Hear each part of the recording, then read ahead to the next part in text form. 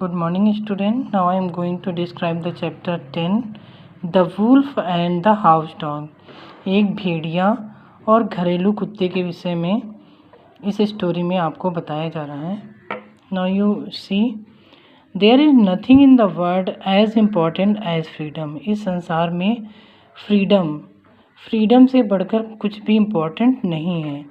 No money, luxury or anything can replace the value of freedom. ना तो पैसा, ना लग्जरी लाइफ और कोई भी ऐसी चीज़ फ्रीडम की वैल्यू नहीं ले सकती. मतलब स्वतंत्रता सभी को प्यारी होती है. सब लोग अपनी लाइफ में स्वतंत्र होना चाहते हैं. Read the following story to know more about it. चलिए इस स्टोरी को पढ़ते हैं और इसके बारे में और ज़्यादा जानते हैं.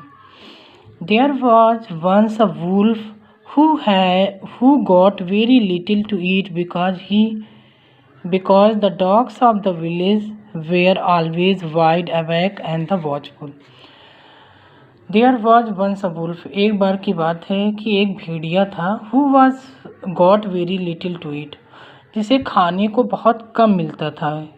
क्यों? क्योंकि the dog of the village were always wide. क्योंकि जो विलेज के जो कुत्ते होते थे, डॉग्स होते थे, वो हमेशा जागते रहते थे और चौकन्ने रहते थे. He was really nothing but skin and bones and it had him very down hearted to think of it. जब उन्हें सही से खाना नहीं मिलता था तो इसकी वजह से वो जो भेड़िया था वो काफ़ी पतला हो गया था. One night this wolf happened to fall in with a fine fat house dog who had wandered a little too far from home.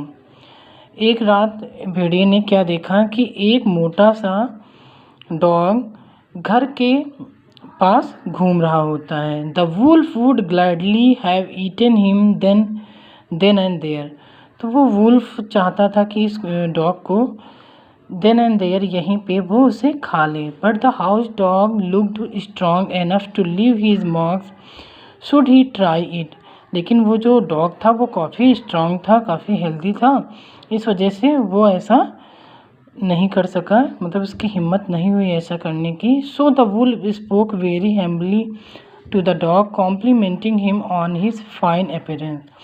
तभी वो वुल्फ क्या करता है, उस डॉग से हम्बली बिहेव करता है, प्रॉपरली बिहेव करता है और उसका कॉम्प्लीमेंट देता है, उसकी बड़ाई करता है और कहता है कि आप बहुत ही अच्छे दिख रहे हो. मतलब आपकी हेल्थ अच्छी है, आप देखने में भी अच्छे हो.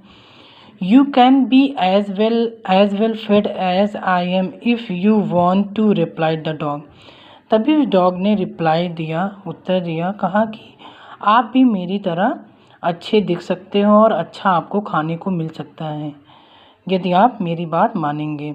Leave the woods. जंगल को छोड़ दो.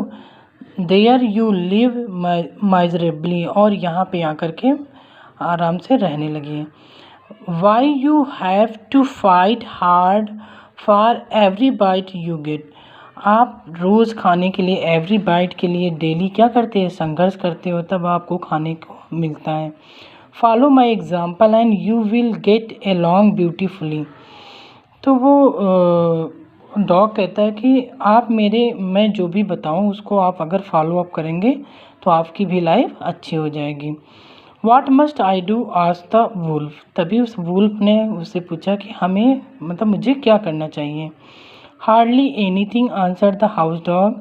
हाउस डॉग ने उत्तर दिया, chase people who carry canes, bark at beggars and fawn on the people of the house. आपको क्या करना है, आपको ये देखना है कि घर के आसपास जो भी कोई केन्स लेके जाए या कोई भिखारी हो, अजनबी हो, उनके ऊपर आपको उन्हें देख करके आपको उनको घर से दूर भगा देना है और उनके घर के पास नहीं आने देना है.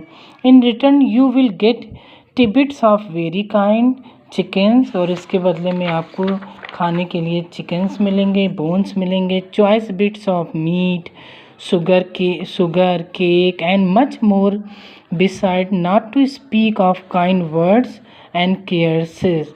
आपको सब कुछ बहुत अच्छा खाने को मिलेगा, लेकिन आपके साथ काइंडनेस नहीं दिखाई जाएगी, दयालुता नहीं दिखाई जाएगी और खाने के लिए बहुत अच्छा अच्छा मिलेगा।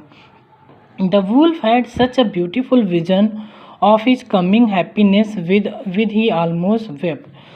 तभी जब वुल्फ डॉग की बात को सुनता है तो उसके माइंड में एक अच्छी सी एक विज़न आती है, एक दृश्य आता है कि अब उसे खाने के लिए रोना नहीं पड़ेगा, उसकी भी लाइफ में सब कुछ अच्छा अच्छा होगा, उसे खूब सारा अच्छा अच्छा खाने को मिलेगा। But just then he notice that the hair of the dog's neck was worn and the skin was chafed। तभी वो क्या देखता है, वुल्फ क्या देखता है कि जो डॉग का जो हेयर है और उसके जो है नेक के पास स्किन में निशान पड़े हुए हैं, मतलब काफ़ी निशान उसके गले में और स्किन में हैं। What is that on your neck. तभी वो वुल्फ उससे पूछता है डॉग से कि आपके गले में ये क्या है। Nothing at all replied the dog. तो डॉग रिप्लाइड करता है कि कुछ नहीं, ऐसा कुछ नहीं है, ये कुछ नहीं है। What nothing. तभी वो वुल्फ कहता है कि क्या कुछ नहीं, बताइए मुझे। ओ जस्ट अ ट्रिफल। कहता कि नॉट इम्पॉर्टेंट, ये इम्पॉर्टेंट नहीं है, आप इसको भूल जाइए। But please tell me. तभी वुल्फ कहता है नहीं प्लीज़ मुझे बताइए ये है क्या। Perhaps you see the mark of the collar of which my chain is fasten. ये जो आपको दिखाई दे रहा है मार्क मेरे गले में, ये मार्क इस चैन के वजह, चैन से मुझे टाइटली बांध दिया जाता है, इसकी वजह से गले में मेरे मार्क है। वाट अ चैन क्राइड द वुल्फ। तभी वुल्फ कहता है क्या चैन, चैन से आपको बांधा जाता है। Don't you go where you please. आप मतलब आपकी जहाँ भी इच्छा हो आप वहाँ जा नहीं सकते। Not always but what's the difference replied the dog. Not always, नहीं ऐसा हमेशा ऑलवेज नहीं होता है। But what the difference replied the dog. Dog जो है रिप्लाइड उत्तर देता है कि ऐसा नहीं है कि हाँ ये जब मुझे चैन से बांध दिया जाता है तो मुझे जहाँ भी जाने की इच्छा होती है मैं नहीं जा सकता, लेकिन इससे क्या है, इसके बदले में मुझे खाने को तो अच्छा अच्छा मिलता है। All the difference in the world I don't care a rap of your feast and I would not take all the tender your lambs in the world at the price. And away ran the wolf in the woods. There is nothing worth so much as liberty.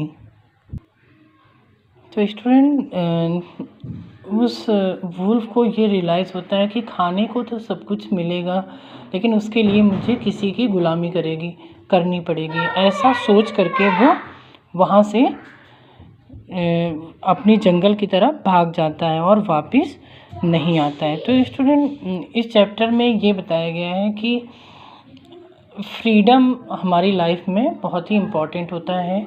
इसमें freedom के लिए बताया गया है कि wolf को freedom पसंद थी, न कि किसी की गुलामी, क्योंकि डॉग जो है गुलामी करता था तब उसे अच्छा अच्छा खाने को मिलता था, लेकिन वुल्फ क्या करता था, फूड के लिए, भोजन के लिए संघर्ष करता था।